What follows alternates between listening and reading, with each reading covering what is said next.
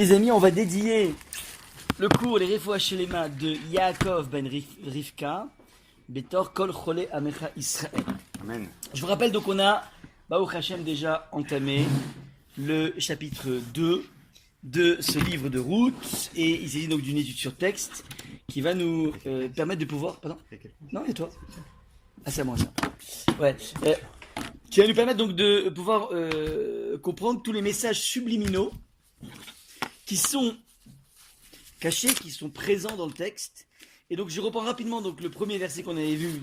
On avait fait juste le premier verset. Nous dit le texte de la Megillah, où le Noémie Mouda Leisha Ish Gibor Cha'il Mimishpachat Elimelech.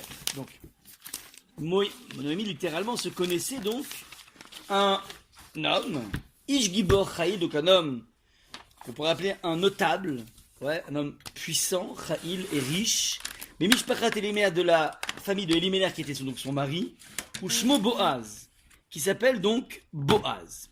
Et juste au niveau donc de la mishpartologie, donc de l'arbre généalogique, il faut comprendre donc, rappelez-vous, que Narshon, qui était le fils de Bani Menadav, qui descendait directement de Yehuda, Narshon, la fameuse personne qui s'est jetée dans l'eau au moment où on est arrivé devant cette impasse, pris entre deux mâchoires, d'un côté les Égyptiens le troussent, de l'autre une mer qui était houleuse. Alors il décide de se jeter tout simplement, et grâce à ça, une fois qu'il va presque sombrer, à ce moment-là la mer s'ouvre. Maintenant il avait donc plusieurs enfants, l'un s'appelle Shalmon, qui va donner Boaz, donc un des héros de cette Megillah. Le deuxième s'appelle Ploni Almouni, le troisième s'appelle le père de Noémie. Donc en fait en deux mots, le père de Noémie, c'était, et le quatrième s'appelle Elimelech. Donc en fait, Elimelech était l'oncle de Noémie, on l'apprend ici. C'était mari de sa nièce, ça se fait très souvent. Ouais. Maintenant, voilà un petit peu ce double croisement, ça veut dire que Noémie, elle est finalement la nièce de Boaz. Pardon, elle est la cousine germaine de Boaz, excusez-moi. Et elle est en même temps la nièce de Elimelech, et tout ça, ils descendent de cette aristocratie juive, qui est donc les descendants de Yehuda, qui sont porteurs de la malchoute, c'est-à-dire de la royauté. Donc voilà un petit peu le cadre qui a été posé. Comment ? Ouais, c'est-à-dire cousine de Boaz, qui va donc devenir le mari de Ruth, sa belle-fille, un peu complexe, ouais. Mais en même temps, la nièce de son mari Elimelech. Son mari défunt, évidemment. Donc voilà un petit peu le cadre qui a été posé ici. Et nous dit le texte, va Tomer Ruth, donc on attaque directement le point. Alors, juste aussi par rapport à tout ce qu'il faut bien entendre ici, dans tout ce qui va imbiber ce chapitre 2, j'ai appelé dans le titre, c'est le HM dans le métro boulot dodo, ça veut dire en fait qu'on va pas avoir des choses fantastiques, on va pas avoir des actes héroïques de la part des protagonistes, Ruth et Boaz, qui sont donc les deux personnages principaux, et Noémie. On va juste voir des choses qui sont d'une platitude absolument terrible. Ouais. Du descriptif, il s'est levé, elle a été glanée, elle est revenue, elle avait tant et tant d'épis. Je dis, quand j'ai lu ça pour la première fois, je me dis, ah non, j'ai suffisamment mangé dans ma vie du Balzac et du Stendhal, ouais, pour encore me taper des descriptifs qui ne servent à rien, a priori, hein, évidemment. Et en fait, ce qu'il faut comprendre ici, derrière ce descriptif tellement plat, se cache en fait finalement tous les petits actes, toutes les petites actions qui font qu'un individu est gigantesque. Le gigantisme juif ne se mesure jamais dans les moments d'héroïsme, mais se mesure dans une quotidienneté. C'est ça ce qu'il faut bien comprendre, et c'est comme ça que se construit un individu. Ouais. Un couple, par exemple, pour donner l'exemple d'un couple, c'est pas le moment où il va énormément vivre, évidemment, si le mari ou la femme fait un magnifique, voilà, Saint-Valentin, ouais, un magnifique cadeau, un magnifique voyage. C'est vrai, c'est super, c'est génial, ouais. Mais c'est pas ça qui fait le couple. C'est pas les opérations coco, comme dirait Gad Elmaleh. Ce qui va créer le couple, ouais, ce sont la quotidienneté, le ton qu'on utilise, la façon de parler, les petits actes, toutes les choses qui sont presque insignifiantes, mais qui vont participer de cette construction essentielle. Et c'est ça en fait que veut nous montrer ici la Megillat Ruth. Elle n'est pas fantastique, et c'est vrai qu'on aime bien les super-héros, nous, dans la vie, pas que grâce à Marvel, parce qu'en soi, c'est bien de voir des gens superlatifs. Ouais, donc avant Hulk et Spider-Man et Iron Man, on avait des super-héros, nous. On avait Avraham, Yitzhak, Yaakov, Moshe, Aaron. C'est tous des super-héros, ils font tous des choses fantastiques, ouais. Ils sont tous dans des plans complètement incroyables. qui inspire énormément le cinéma hollywoodien, ouais, et notre imagination aussi. Et là, d'un coup, on pourrait dire qu'en fait, on va tomber sur des anti-héros. Ouais. On pourrait presque dire que c'est des beaufs. Presque, ouais, presque, évidemment, c'est pas ça. Mais ça veut dire, ça jure tellement avec l'idée qu'on se fait de l'héroïsme, et pourtant, c'est ça qui va être essentiel. Dans cette perspective, on avait donc cité la semaine dernière, c'est très important, que ce qui va faire qu'Hachem choisit Moshe, en tout cas, lui propose cette tâche tellement incroyable de devenir le leader du peuple juif, et sortir le peuple juif, eh ben, c'est pas tant le fait qu'il a été capable de faire quelque chose de grandiose, lorsqu'il a vu qu'un de ses frères juifs était malmené, battu par un Égyptien, mais lui, il faisait partie quand même des Égyptiens, parce qu'il a vécu qu'en Égypte, il n'a pas connu le monde juif. Donc lui, c'était un vrai Égyptien. Il va essayer de tuer l'Égyptien, donc il va à rebours de sa patrie, quelque part, pour son origine. Il prend des risques au niveau politique, il va être wanted, donc il a fait quelque chose de grandiose. Et c'est pas à ce moment-là où Hachem dit, bon, arrêt sur image, on a un bonhomme qui est suffisamment fou pour pouvoir, finalement, troquer tout le luxe de son palais royal pour vivre une vie de pourchassé. Donc ça, c'est un bon candidat pour être un leader du peuple juif. Ah ben non, c'est pas suffisant. Ouais. J'attends de quelqu'un d'autre, j'attends quelque chose d'autre de lui. Ouais. Et on va attendre même longtemps, presque 40 ans, le temps de voir Moshe en action. C'est quoi l'action essentielle de Moshe? C'est faire paître les brebis et les moutons, et s'occuper des brebis et des moutons, et tout le travail fastidieux que ça implique. C'est pas grandiose, mais pourtant c'est ça la véritable école de la grandeur. Ça, c'est ce que l'on voit donc sur Moshe, sur des petits actes. Eh ben Hachem, il dit, ok, maintenant, je vois que tu es capable de faire des choses petites de façon répétitive. Ouais, un véritable chemin de construction. T'es le candidat idéal pour sauver le peuple juif. Et donc c'est à ce moment-là où il y a les fameuses histoires du buisson, parce que c'est justement en flagrant délit où Moshe est attrapé à un moment où justement il fait paître des moutons dans le désert, justement pour éviter les problèmes de clivage. Avec non mais c'est mon terrain, c'est ma prairie, ouais. Donc c'est un bonhomme qui cherche pas les problèmes et qui est capable d'aller jusque dans le désert, à Haramidbar, après le désert, pour justement que les choses soient nettes, propres. Ça c'est Moshe. Le Rav que je cite, donc le Nachalat Yosef, hein, ce géant. Alors, ce Rav a donné aussi un exemple magnifique qui dit, vous savez, il y a un devoir au niveau éthique, ouais, ontologique, dans la Torah qui se dit que lorsque tu cites quelque chose, il faut toujours le dire du nom de la personne de laquelle tu as appris. Ouais.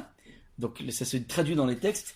Kol a Mevi Davar Besham Omro, Mevi, Kol a Omer, pardon, Davar Besham Omro, celui qui dit quelque chose Besham Omro du nom de celui qui l'a dit, Mevi Geoula Laolam, il amène la délivrance dans le monde. Tu veux le Mashiach, we want Mashiach now? Il te suffit, a priori, c'est ça qui est marqué dans le texte, de tout simplement être capable, lorsque tu dis quelque chose, ouais, de ne pas faire croire que c'est toi qui as inventé ça. En tout cas, une parole de Torah, ouais, un truc qui marque quelque chose, avoir l'humilité de dire, mais tu sais, en fait, c'est pas de moi, ouais, je l'ai appris d'un tel et d'un tel. Ne croyez pas, c'est pas si simple. Parce que lorsque tu véhicules un message qui impacte, qui fait briller, qui chamboule, eh ben, c'est un petit peu dur de dire, mais tu sais quoi, en fait, finalement, la source du chamboulement, c'est pas moi, c'est l'autre. Ouais, c'est pas si évident. Alors, c'est quoi l'idée? Ça amène la Géoula. Quel rapport? Demande au Maharal, mais quel rapport, ouais. On aurait pu penser à autre chose, ouais. Alors, il dit en fait que, c'est quoi la Géoula? C'est quoi la venue du Mashiach? La justice. Alors, c'est un peu ça l'idée, c'est-à-dire c'est un moment où finalement on va remettre les pendules à l'heure. Nous, on pense aujourd'hui que ceux qui gouvernent le monde, les véritables puissances du monde, c'est les gens importants. C'est les Trump, c'est les Poutine, ouais, c'est ça en fait les vrais maîtres du monde. On vit avec ça, c'est l'argent qui est le maître du monde, c'est la politique, c'est les réseaux, ouais. C'est comme ça qu'on vit. Mais on va arriver, à la fin des temps, on comprend, mais t'as rien compris en fait, c'est parce qu'il y a des marionnettes, ouais. Il y a un seul boss dans la vie, c'est Hachem, et c'est lui qui dicte tout. Et tous les réseaux sociaux qui sont tellement rapides, ouais. Enfin, hier j'ai envoyé j'ai envoyé à Tom Lessa, je me dis, j'ai reçu immédiatement, ouais. Pourquoi tout ça? Pourquoi WhatsApp si rapide, ouais?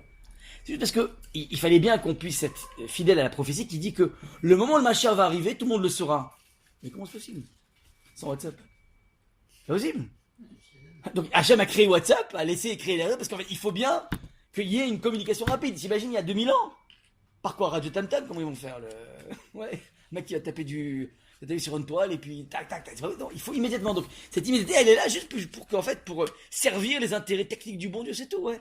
Donc on va avoir cette clarté là maintenant, on évoque du flou, mais on y verra cette... Donc en fait, les choses seront remises à leur place. Quelqu'un qui dit une parole Béchem Omro, du nom de celui qui l'a appris, dont il a appris, pardon, eh ben, quelque part il remet les choses à sa place. Il est une force active de la venue du Mashiach. Donc ça c'est un des sens du Maharal. Eh ben, C'est d'où la Torah apprend ce principe ontologique, qu'on a compris, qu'on a saisi. Très joli. Alors, elle apprend de qui? De Esther. Ouais. De Esther, donc qu'est-ce qu'elle a fait dans sa vie, Esther? Elle a sauvé le peuple juif. Voilà, c'est la sauveuse, ouais. C'est elle, c'est par elle que vient le sauvetage. Donc c'est elle qui est l'agent de Géoula.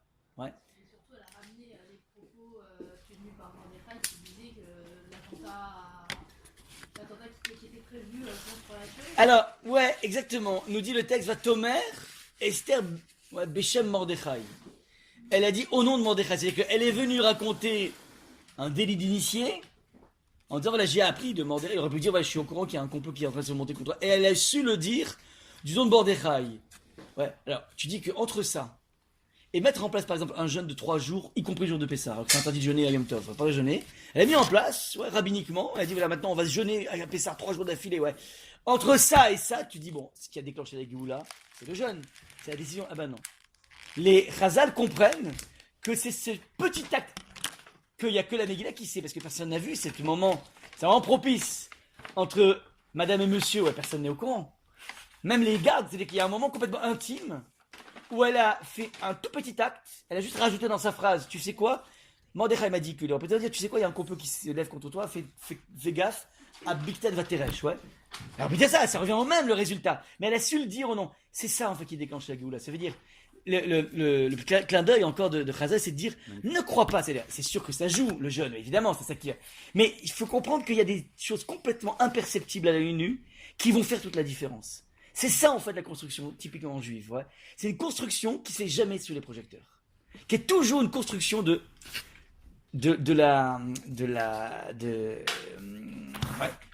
monde de l'invisible. Ça me rappelle en fait j'avais entendu comme ça mon rave qui un jour, comment dire, a été arrêté par les flics en voiture avec sa famille et sa troupe. Il avait 10 enfants. Bon, il avait un car pour ça, enfin un minibus, je sais pas comment. Ouais. Et donc il se fait contrôler, tout est ok, les papiers, tout ça, l'assurance, contrôle technique, ouais. Et après la policière qui est là, elle voit donc la ribambelle d'enfants. Comment vous faites? Comment vous faites? Genre, comment vous faites? C'est incroyable, gérer 10 enfants comme ça, tous bien tenus, tout ça. Ouais.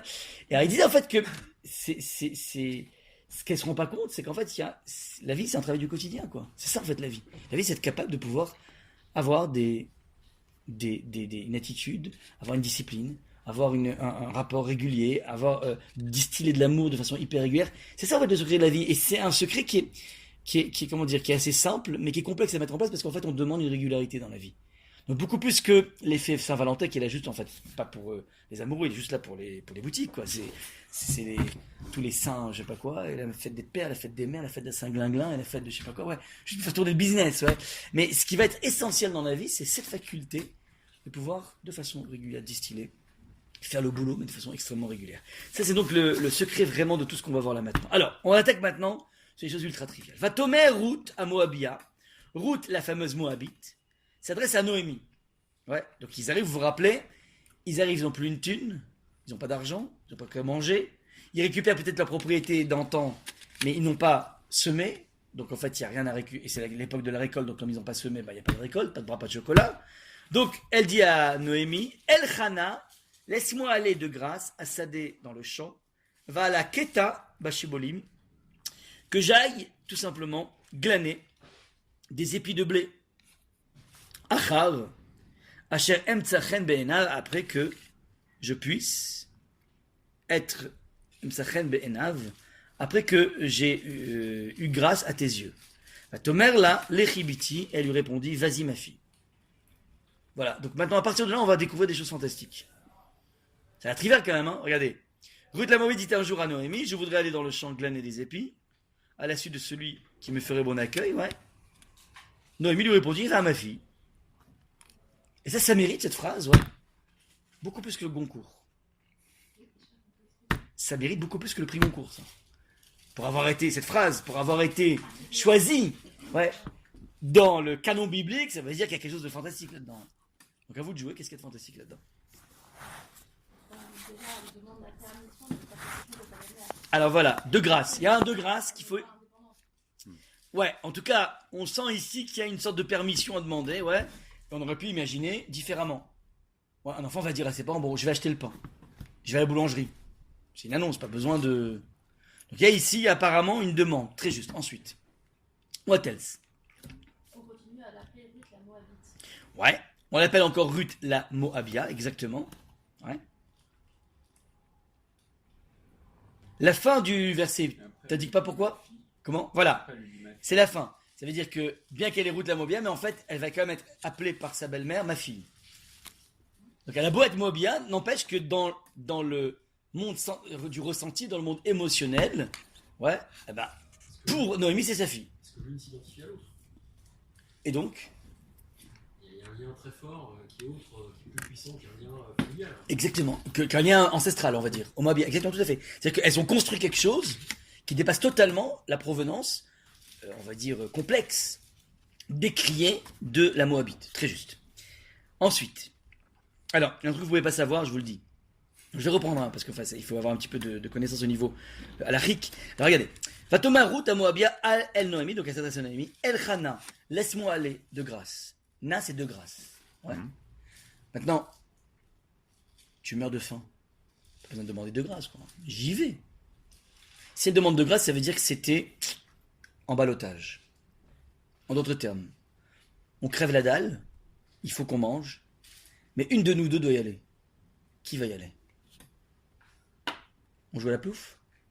Quels sont les tableaux des plus et des moins pour qui doit y aller? A priori, dans le verset 1, on sait qu'elle a un lien familial avec quelqu'un. Ok. Elle devrait y aller. Elle a un Bill Gates dans sa famille. Son cousin germain, c'est un Bill Gates. Sauf qu'on a dit que le Bill Gates, il n'est pas tout à fait affairé à s'occuper Ouais, il s'occupe du de deuil de sa sa cousine. Il devrait, mais il peut pas parce que sa femme est morte. Donc en fait, il est out. Tu peux même pas a priori, tu peux pas les solliciter. Premier point. Deuxième point, ils n'ont pas forcément envie d'aller lui taper à la porte. Ouais, pourquoi? Parce qu'elles savent très bien que quand elles sont arrivées dans le village, ouais, tout le monde a dit ah, Zodnomi, quoi, c'est Ednomi, j'arrive pas à comprendre, c'est pas possible. C'est comme si tu vois Bill Gates en train de faire la manche dans la rue. Et que c'est pas pour tourner pour une caméra cachée. Ouais, c'est vraiment. Si on voit entre Noémie et Ruth qui doit y aller, d'un côté, Ruth, on précise qu'elle est moabite, donc elle a pas. Attends, juste, je vérifie s'il n'y a Elle est pas. dans son terrain. Et Noémie, elle va avoir une certaine honte à aller là où elle a été rendue avant de partir. Donc, Je t'ai pas écouté, je voulais juste voir s'il n'y avait pas un problème de. Parce qu'il y a deux autres personnes qui doivent venir et j'avais pas qu'ils aient un problème. Un problème du code, c'est tout. Donc tu répète. d'un côté, Noémie, elle est partie, elle n'a pas forcément envie, elle est partie en grande pompe. Elle est partie avec beaucoup d'argent, elle revient, elle n'a plus rien, et elle est en revenant glaner, c'est pas terrible. De l'autre côté, Voilà, donc c'est très dur pour Noémie d'aller glaner, c'est insupportable, un milliardaire. Ruth, c'est pas mieux, hein. Les Moabites, Alors, Ruth, elle exact. est pas dans son terrain. Elle n'est pas dans son terrain, donc les deux c'est hyper complexe. Ok. Maintenant, qu'est-ce qu'il y a aussi? Qu'est-ce qu'on pourrait aussi ajouter chez Ruth? Théoriquement, ce serait elle de Qui? Elle? prendre en charge à Ruth, de prendre en charge. La belle-mère? Bah non, tout le contraire, c'est Naomi qui a ramené sa belle-fille. Mais c'est elle qui a voulu. Mais vous dites au niveau d'essence, enfin au niveau gentleman, c'est un peu classe que la belle-mère s'en occupe. Mais on a deux veuves, hein. Ils sont deux veuves, c'est vrai. Elle joue le rôle d'une mère. Elle peut jouer une mère, donc on peut dire que la belle-mère prend en charge. Au niveau de l'Afrique, elles ont elles ont le même statut. Comment? Pourquoi ils n'ont pas le droit d'aller les deux? Ah bah c'est pas la peine quoi. Pourquoi? Le fudge, économie d'échelle. C'est vrai qu'elles pourraient aller les deux. Ça là, c'est réglé. Pourquoi deux? Parce que- Non, mais il a raison, parce que l'Afriquement, tu glanes ce que tu peux emporter, donc tu as le droit d'emporter pour deux. Mais si Ouais, elle- si tu peux, non, tu peux quand même pour deux, Il y, mais en a pas une, trop, ouais. il y en a une, effectivement, qui va avoir vraiment une honte. Attends, les deux, alors 2 secondes, les deux, tu les plombes les deux c'est dur. Donc autant qu'il y en ait une qui se sacrifie. C'est un sale boulot, donc autant qu'un seul qui le fasse. Et si on peut le faire par un seul, donc ça je te réponds rapidement. C'est pas, ils vont pas prendre un caddie, hein, après ce qu'il faut pour manger. Je te vois venir, toi. donc, c'est sûr qu'il y en a un qui doit avoir cette sale tâche. Il faut hésiter entre Noémie et Ruth. Maintenant, Ruth, tu dis, c'est très dur pour elle. C'est très dur pour elle, mais Noémie, pareil, au niveau de l'image, ouais. C'est surtout que Noémie, enfin que Ruth, on ne sait pas si on va vraiment la laisser glaner dans les champs. Non. Je crois que t'as pas le choix, Ok. t'es obligé de le laisser. Non, mais il a raison, parce que si elle est pas juive, elle est juive. Non, les juifs. Voilà, Il y a encore des discussions. Ouais, mais pour se marier, et pour marier avec un fils, mais pas pour aller glaner, quoi. Alors, on va pas pousser le bouchon jusque-là. Non, encore une fois, la Torah, attention, la Torah lo yavo Moav bukal Hashem. Il rentre pas le Moav dans la communauté juive Et en c'est tant le que mal. choupa. Mais tu vas pas lui cracher la figure s'il te demande de l'aumône, quoi. C'est l'homme. Ouais. En plus, c'est l'homme, c'est pas la femme. Donc, déjà, la femme, elle est permise pour rentrer dans la choupa, sous la choupa. Et à part ça, bon, c'est la carte, c'est comment on l'a fait. Puis c'est tout, pas chipoter par rapport à ça. Ah, maintenant, on va dire que si Ruth a besoin de dire je t'en prie, laisse-moi y aller, c'est-à-dire que Noémie, c'est dur pour elle d'y aller, mais elle préférait y aller. Pourquoi elle préférait y aller? Et donc l'autre, elle dit non, que je t'en supplie, laisse-moi. C'est pour moi, ouais, comme. Non, c'est pour moi, c'est pour moi. C'est moi, l'addition, c'est pour moi, ouais, laisse-moi, ouais. Donc pourquoi? Alors en fait, il y a un devoir. Enfin, c'est vrai que d'un côté, il y a l'aspect que Noémie devrait prendre en charge sa belle-fille, c'est une première chose. Mais surtout, envoyer Ruth, c'est un petit peu délicat et ça, vous pouvez pas le savoir.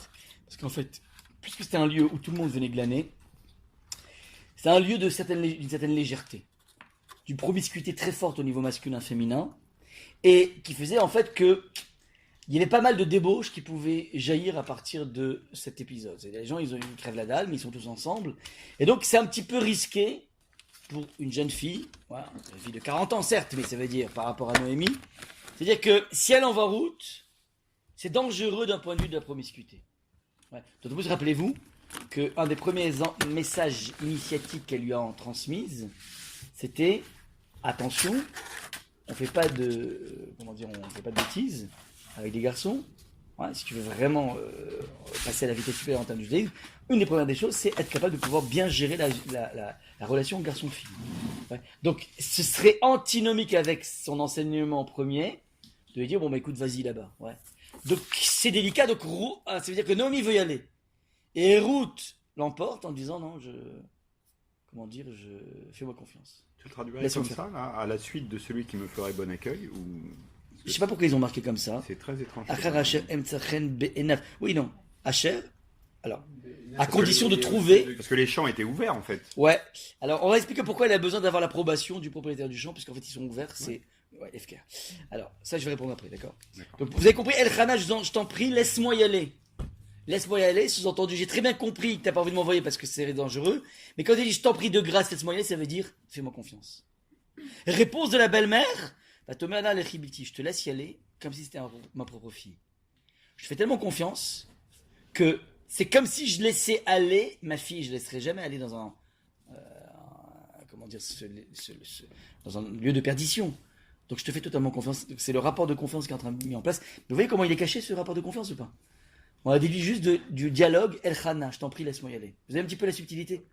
C'est ça qui se passe dans un dialogue extrêmement simple, mais dans lequel il y a une intensité incroyable de toutes les problématiques de la vie qui sont en train de jaillir ici. Ouais. Donc elle lui dit, maintenant, va à la keta beshibolim. Est-ce que vous savez qu'est-ce qui est laissé pour les pauvres gens, les pauvres...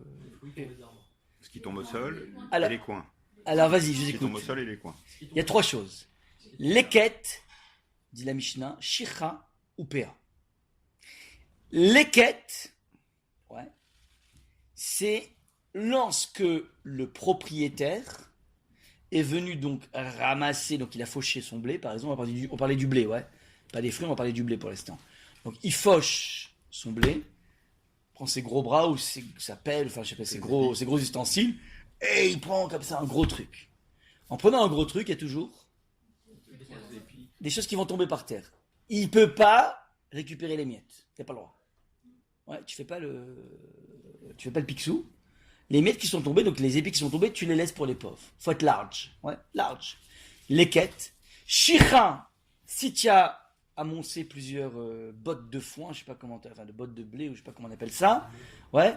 Donc tu les amènes ensuite dans la grange, et puis d'un coup, sans faire attention. Ah mince, mais j'ai oublié dans le fond. Dans le nord-est, là-bas, j'ai laissé en fait une botte de foin, ou 2 bottes de foin. T'as oublié, mon frère, ils sont plus pour toi. Large. Tu dois être large. Arrête de faire le picsou, ouais. Et dernière chose, PA carrément. Il y a un coin carrément, tu le touches pas. Même pas, tu le coupes. Ouais. Elle dit, va à la keta beshibolim. Je veux aller récolter les épis. C'est la première catégorie, vous avez compris ou pas? C'est pas ce qu'il a oublié, c'est pas le coin réservé, c'est ce qui est tombé. Pourquoi je te dis ça? C'est là où normalement, Et donc, elle doit pas gratter plus que nécessaire. comment? Il y a moins de monde. Il y a moins de monde. Elle va où tout le monde s'agglutine pas. C'est le choix. L'idéal, c'est d'aller dans la PA. T'arrives dans la PA parce que la chira l'oublie. Encore faut-il qu'il l'oublie. Ouais. En général, dans le fric, on a de la mémoire. Ouais. Ouais. Donc, c'est beaucoup plus aléatoire. Donc, entre les quêtes, ce qui est tombé par terre, et le coin, alors le coin, évidemment, il y aura beaucoup de monde. Mais tu auras une parcelle, tu prends ta petite faux et tu commences à prendre des choses. Ouais. Elle choisit l'endroit où il y a le moins de personnes. Ça, c'est donc la décision de Ruth, justement, pour ne pas se mêler avec les gens. Donc, elle veut garder, elle veut pouvoir manger, mais sans se corrompre par rapport à cette nécessité de manger. Et en fait, elle va aussi s'arranger pour, de cette façon, être dans un endroit où elle trouvera grâce auprès du propriétaire, ouais, de façon à ce que il s'arrange lui aussi pour qu'il n'y ait pas trop de promiscuité. Parce que, indépendamment de tous les clodos qui vont venir chercher à manger, tu as aussi tous les moissonneurs, les ouvriers qui sont là. Donc il y a un double type de danger, on va dire. Double type de promiscuité dangereuse. Et donc elle dit, j'ai aussi m'arranger pour que le champ soit aussi libre par rapport à ce qu'il n'y ait pas trop de... un lieu d'une super drague, quoi. On va essayer de tenter le coup pour que ce soit pas ça. La Tomer, là, les Chibiti, donc elle dit, ok, j'ai compris. De ce que tu me dis, de ton projet, j'entends tout de suite à quel point tu fais attention. Ça, c'est donc les Chibiti, vas-y ma fille. Vateler, alors faites attention, Vateler, Vatavo, c'est numéro 3, Vateler, elle est allée. Vatavo, elle est allée. Ouais. Vatelaket, Bassadé. Elle est venue, comment dire, verset numéro 3. Elle est venue récolter dans le champ, après les moissonneurs. Vaïker Mikrea, et Vaïker Mikrea, littéralement. Le hasard l'avait conduite, Chelkat Assadé, exactement dans la parcelle du champ de Boaz, Hachem Mishpachat Elimelech, qui fait partie de la Mishpachat de Elimelech. Donc je répète, elle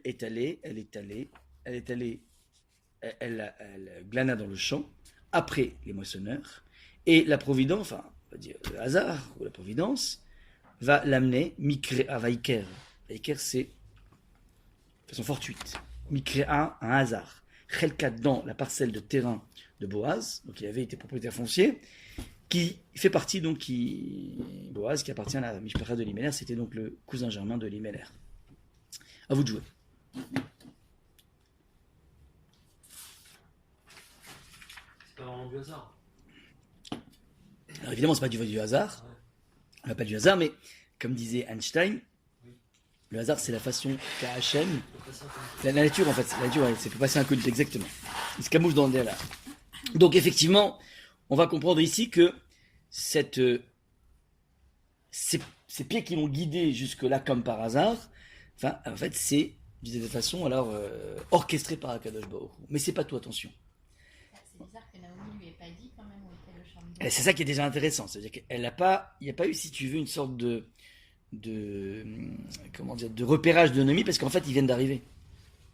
Et donc, elle ne sait pas exactement où se trouve Boaz. Elle, ça fait 10 ans qu'elle a quitté, elle ne sait pas comment on fleurit les affaires. Donc, elle ne sait pas. Donc, elle va laisser Ruth dans les mains de la Providence. Et les mains de la Providence l'amènent justement dans l'endroit où se trouve Boaz. Mais quand bien même, elle arrive dans le champ de Boaz. Et alors? Il est indiqué derrière les moissonneurs pour ne pas qu'on la remarque. Voilà. Elle va attendre que les moissonneurs fassent le boulot pour ne pas se mêler avec elle. Déjà, donc elle fait attention. Ça a pris des brochettes. Maintenant, Il y a Comment des brochettes en trop là. exactement. Mais il y a un truc assez intéressant. Vateler, Vatavo. Elle est allée. C'est quoi ce bégaiement? C'est quoi, elle est allée? Ouais. Eux, ils ont mis elle est là donc. Parce qu'ils traduisent mal. Ouais. Vateler, en fait, veut dire qu'elle est repartie. Vatavo, elle est allée. Donc on vient de dire la chose suivante, qu'en fait, elle a fait 3 allées. Enfin, aller-retour, aller. Elle est allée, elle a repéré où est-ce qu'elle pourrait aller, où c'est le moins dangereux, où il y a le moins d'amoncellement d'individus. Elle repère, elle est repartie, en attendant que les personnes, même le peu de personnes qui se partent, et ensuite elle revient. Donc elle fait pas, si tu veux, la technique du... Voilà, elle a attendu qu'il y ait les moissonneurs soient partis. Ouais, Acharé. aussi. Mais elle fait du repérage, dit là ce sera bien, je repars et j'attends de revenir, ensuite je reviens. En fait, pour montrer un petit peu à quel point elle est hyper précautionneuse par rapport à ce point. Ouais, parce qu'en fait, on peut dans la vie avoir des idéaux très clairs, mais dès que tu arrives devant la fin et dès que tu arrives devant la nécessité, bon, bah, écoute, c'est pas grave, on fait dans la grossièreté. Eh ben non, là, elle fait attention. Vaïke Mikra Chel Katasadeh, donc c'est là en fait qu'intervient donc toute la trame de tout ce livre. Comprendre que derrière les événements les plus anodins de la vie se cache en permanence quelque chose qui est sous surveillance divine. Il n'y a rien qui se fait dans ce monde qui n'est pas sous contrôle divin. C'est quoi qu'il se passe, les choses les plus triviales de la vie, la personne que tu vas rencontrer dans le métro, en prenant ce métro, en ratant celui-là, en te levant, en oubliant ton réveil, tout ça sont des choses qui sont totalement visionnées par un microscope d'Hachem. Ce qui est par contre pas visionné, c'est ta réactivité par rapport à ça, ta réaction par rapport à ça. Le cadre est déjà défini. Comment toi tu vas réagir par rapport à ça, ça c'est dans tes mains. C'est toi qui vas décider ou pas de dire bon bah c'est le hasard de la vie, ouais. Ou bien de dire non, il y a un message qui m'est envoyé par Hachem. C'est toi qui décides. Et plus tu décides de voir du message de partout, ouais, messages même triviaux, plus d'un coup tu vois se déceler devant toi un monde d'une richesse incroyable, même dans un monde extrêmement métro boulot dodo avec un temps aussi grisonnant que Paris. Ouais, ah ben on peut voir quelque chose de profondément illuminant chaque jour. Ouais. Ça c'est l'enjeu essentiel. Donc voilà ce qu'on dit. Et dès qu'on verra ce tervaté la quête, Bassadé, elle moissonne. Donc c'est ce qui s'est passé effectivement. Donc c'est un descriptif de l'attitude de route. Mais lorsque une notion revient très souvent dans un texte, un mot revient très souvent, vaté la quête, elle moissonne, enfin elle glane. En fait, c'est un procédé subliminal qui est utilisé par le texte pour que tu prennes conscience toi-même que dans la vie, il faut apprendre à glaner. Alors, ça ne veut pas dire qu'on va aller au resto du cœur, hein. Il faut être capable de glaner dans tous les événements de la vie, tous les clins d'œil du bon Dieu. Se montrer humble, c'est ça? Non, glaner, c'est pas ça. C'est être capable de picorer, attraper les moments. Ouais, je me rappelle, quand j'étais en prépa, j'avais une prof de maths qui était plutôt très catho, genre très pratiquante.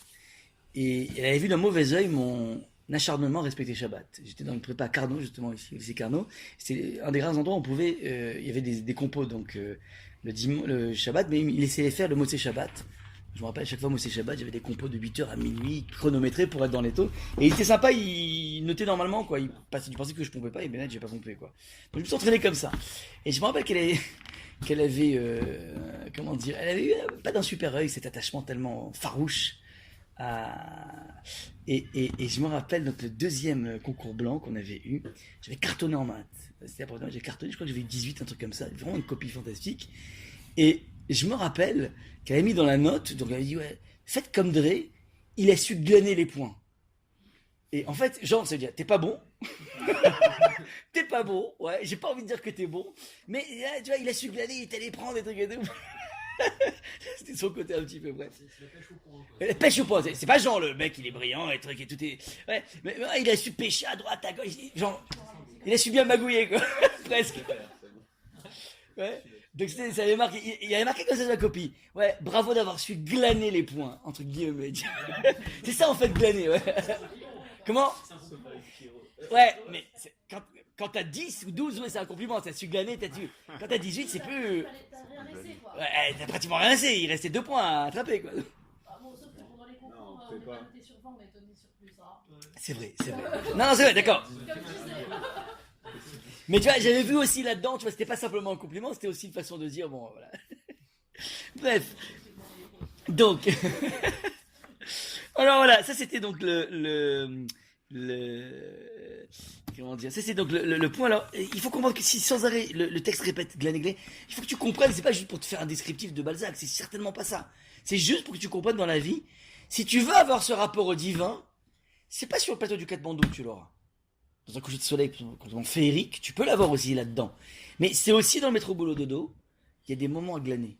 Et si tu glanes, tu connectes avec Hachem, boum, la vie, elle prend une connotation complètement incroyable. Ouais. Donc ça, c'est le point. Alors, ouais. Donc, à la base, Hachem Mishpachat Elimelech, elle s'est glanée et la providence va lui rapprocher les choses. Maintenant, même si elle arrive dans le territoire de Elimelech, ça ne veut pas dire qu'ils vont se marier ensemble. Qu'est-ce qu'il faut qu'ils se marient ensemble? Il faut que Boaz soit là aussi au même moment. Donc il n'y a pas simplement trouver le bon lieu géographique, il faut trouver le bon instant. Et lorsqu'on sait que Boaz est un multimilliardaire, la probabilité qu'un ingénieur de Microsoft qui débarque dans un des bureaux de Microsoft dans le monde, et qu'à ce moment-là précisément il y a Bill Gates qui arrive, ouais, c'est quand même quelque chose de complètement incroyable. Et c'est ce qui se passe. Veine Boaz, me dit le texte, verset numéro 4, Bami Bethléem. Boaz débarque de Bethléem, donc de Bethléem. Ça se passait pas à Bethléem, ça se passait à l'extérieur, dans un champ à l'extérieur. Il débarque, Vayomer la Kotzrim, il s'adresse aux Kotzrim, donc à ces moissonneurs, les fameux, tous ces employés. Il leur dit Hachem Imachem, Dieu est avec vous. Vayomroulo, ils lui répondent, les Kotzrim, les moissonneurs, Yeva Erecha Amonai, que Dieu te bénisse. Alors j'ai fait plusieurs fois un cours là-dessus, rien que sur ce verset. On va essayer de le développer. Maintenant, premier des points, qu'est-ce que vous remarquez dans ce verset? Qu'est-ce qui est marqué dans ce verset? Quels sont les éléments du verset? Il y a visiblement un échange de paroles entre des employés et leur employeur. On est sûr que les moissonneurs, c'est les employés. Oui, Kotzer, c'est moissonné. D'accord. C'est ça. Non, non, mais- Situation. Alors, pourquoi c'est probable? Bah, le fait déjà qu'il soit là, Ouais, c'est géré. et ce rapport avec sa position et le rapport avec des gens qui Les sont mots- pas de l'échelle et qui ramassent. Ouais, donc ce rapport du Big Boss avec les ouvriers qui leur dit Qui sont sur un pied d'égalité en fait. Hachem Imachem, ouais. Donc il y a cette volonté presque, pas communiste, hein, j'aime pas ce mot parce que on a vu les catastrophes du communisme, mais il y a quelque chose d'assez bizarre dans une sorte pas d'inversion de l'échelle, mais une sorte d'aplatissement de l'échelle. Ouais, ça jure quoi. Ouais, tu verrais pas Bill Gates, quoique, dans le management américain, peut-être que oui. Ouais, Enfin, c'est aussi, à l'américaine, ouais. pas seulement l'américaine, hein, enfin, je veux dire, c'est juste ça peut juste Des être maillons. physique. C'est un propriétaire terrien. C'est pas un parce que, chef d'entreprise. On a le PDG de un tel ou un tel qui va dans les équipes, il dit quand même bonjour, comment ça va? Ok, alors, Et génial. ils répondent aussi. Ok, fantastique. Sauf que, et c'est ça qu'il faut remarquer, c'est pas un bonjour comment ça va. Oui, oui. C'est pas sur le plan professionnel, c'est vraiment. C'est Hachem Imachem. Sur spirituel. C'est civique pour moi, mais dans un autre contexte, c'est-à-dire un contexte où tout le monde est en Israël, où ça y est, il y a de nouveau l'abondance, et donc tout le monde se base là-dessus. C'est pas, Ouais, moi, ça me choque c'est pas. pas non plus. on, Ok. est, on est à 1998 Alors. et les gens ils sont Ok, ils ont l'habitude de dire Dans- bonjour. ok, d'accord. On est J'entends. Alors on va voir. juste- Tu peux voir ici une civilité normale. Et ok, on passe à la Balzac. Est-ce Ok, qu'on est pas de sûr souci. que c'est ses Non, non, employés ou c'est pas une est-ce que critique. les gens qui C'est planent juste que pour l'instant tu dis je vois pas quelque chose d'extraordinaire. Lui il dit je vois quelque chose. Moi je vois. Ok, génial, super, ça m'arrange. Quelque part, c'est une forme de prière, de communion. Ouais, on va voir exactement qu'est-ce que renferme. Elle pour moi dit non, c'est la façon de te dire bonjour, peut-être de l'époque. On va voir. Petite parenthèse, je sais pas si vous remarquez. Ça vous rappelle quelque chose Hachem Imachem? Messieurs, j'ai contre les femmes. Hein. Eh ouais, quand on monte à la Torah. Quand on monte à la Torah, ouais. Alors c'est la façon par laquelle on monte à la Torah. Quand tu feras la bar mitzvah de ton fils, tu verras, il va apprendre Hachem Je Imachem. suis encore au point là, il me reste 10 ans pour me Non mais tu te prends toujours l'avance, donc je te dis, apprends-le dès maintenant, on sait jamais, ouais. Donc Hachem Imachem, donc on monte à la Torah, on dit Amona Imachem, je vous le dis comme si on le disait, Amona Imachem, ouais. L'assemblée dit Yeva Hachem, que Dieu te bénisse, ouais. Et ensuite tu dis Baruch Hachem, Baruch et Hachem Evorach, ouais. On commence donc comme ça et après on fait la bracha de toutes les personnes qui montent à la Torah, vous faites attention, Hachem Imachem, ouais. Et l'assemblée répond Yeva Hachem, donc c'est ça qui va permettre, si tu veux, notre clé d'accès à monter à la Torah, je trouve. Ce verset-là, Il vient de là. il vient de là, ouais. Il vient de là, ouais. Tu veux chercher d'où il venait, tu dis, mais qui est-ce qui a inventé ça? Ouais, eh ben c'est pas un poète du Moyen-Âge, ça vient directement de route. Ouais. pas juste en train de me dire que c'est l'heure de Harvit ou Mintra. Ah, il vient moissonner. Il vient glaner, ouais. Non. C'est plus profond que ça. Alors regardez, on va décortiquer ce verset. C'est peut-être le verset le plus important de toute la Megillah. Ouais. On va voir pourquoi. D'abord, Veine Boaz, comme tu l'as très bien dit, Harry. En fait, Veine veut dire Veine, et voici. Qu'est-ce que tu dis, et voici? Que tu trouves. Fortuitement. C'est fortuit. Quand tu trouves un billet de 500 sur les Champs-Élysées. Ouais. Voici. Ah, tac, t'es. Ouais. Ça sert plus à rien. Les billets de 500, ils sont tous faux, mais bon. Billet de 100, on va dire, ouais. Donc, c'est fortuit. Donc, ça veut dire, Veine Boaz, ça veut dire c'est incroyable. Mais qu'est-ce qu'il fait là? Qu'est-ce que fait Bill Gates dans une annexe d'un Microsoft à Bombay? C'est bizarre, quoi. Comme par hasard, il est là. C'est incroyable. Tu veux un texte? Mais c'est fortuit dans le temps ou dans l'espace là? Fortuit dans le temps. Parce que dans dans l'espace, l'espace c'est son champ. Oui, mais il en a des millions. Enfin, il a des centaines de champs. C'est un grand propriétaire, c'est un milliardaire. Hein, il passe juste à cet endroit. Donc c'est fortuit et dans le temps et dans l'espace. Ouais. Veine Boaz. Mabi Bethléem, donc il débarque de Bethléem et il s'adresse au Kotzrim et il leur dit Amona imachem. Dieu est avec vous. Alors, petite parenthèse. Ce Dieu est avec vous. C'est une institution qui a été mise en place par Boaz. Une nouvelle façon de se dire bonjour dans les civilités dont tu parlais. Avant Boaz, on se disait bonjour, salut, comment ça va, Baruch Hashem et toi. Et en général, on n'écoute jamais la réponse. Salut, comment ça va, c'est même pas je te regarde. Ouais. Bon. Il a mis en place une nouvelle façon de se dire bonjour au niveau étatique. Ça veut dire, un juif, dorénavant, doit dire bonjour à son ami en disant Dieu est avec toi. C'est-à-dire que Dieu est avec toi. Tu as pris des lunettes translucides qui te permet de découvrir, détecter la présence, la shrina d'Akadosh Baruch Hu à côté d'un individu, c'est quoi l'idée? Non. Hashem Imachem, ça veut dire, j'ai vu en toi un trait de caractère positif, un talent, une certaine forme de noblesse dans ton attitude, qui me prouve que cette attitude, cette noblesse, ce trait de caractère positif, ça sent la neshama. Ça sent en fait que tu abrites à l'intérieur de toi une noblesse ultime qui s'appelle la neshama, c'est ton âme. Il y a quelque chose de divin en toi. En quoi? Je sais pas, de ta patience. T'es impressionnant ta patience. Moi, dans un cas comme ça, j'aurais explosé. Ta gentillesse, ta faculté à écouter l'autre. Donc il y a des centaines de talents chez des individus qu'on peut détecter. Ouais. Maintenant, c'est pas simplement que je l'ai détecté. Je lui dis, tu sais Franck, t'es incroyable. Ta gentillesse, tu sais quoi, je suis par terre. Il y a du Dieu là-dedans. C'est divin. Ta gentillesse est divine. C'est ça qu'on dit à Hashem Machem. Je dis ça, j'ai détecté, j'ai vu, et je le verbalise. Et comme je verbalise, je te permets, toi, d'alimenter quelque chose qui existe déjà. Ouais. J'ai pas vu, par exemple, un individu, je sais pas moi, qui est vraiment pas fut-fut. Ouais, vraiment pas fut-fut, on va dire, le gros bêta de service. Et je dis, salut mon petit Albert Einstein. Ouais. Je moque de lui là, c'est ironique. Ouais. Donc je prends quelque chose qui existe, et je lui dis, tiens ça chez toi. Oh, quelle patience, pardon? On l'élève. Alors, je le déclenche, c'est-à-dire, il existe, mais je le déploie. Je lui permets de le déployer. C'est-à-dire, quand je te le dis, bah, ça te rappelle quelque chose qui est vrai, tu le sais de toi, c'est pas quelque chose d'inventé, ouais. Je matérialise. Alors ouais, je verbalise. Verbaliser, c'est matérialiser. C'est une forme de reconnaissance. Alors, c'est une reconnaissance, je reconnais chez toi ça, chez toi. Tu as ça. Et comme je te l'ai dit, je ne vais faire qu'alimenter chez toi le déploiement de cette chose. Par exemple, imaginons que, voilà, je dis, voilà, Franck, c'est un bonhomme, c'est un cœur. C'est un cœur, c'est une gentillesse incroyable, ouais. Donc je le vois, je dis, ah, qu'est-ce que t'es gentil, ouais. Franck, l'après-midi, il est sollicité par quelqu'un, mais il a vraiment pas envie, il n'a pas le temps, pas trop compagnie. Donc il va peut-être dire non. Mais comme le matin, j'ai appuyé sur le truc, mais qui est gentil, d'un coup, comme j'ai réveillé ça chez lui, c'est latent en lui, il dit, bon, c'est pas grave, je vais craquer.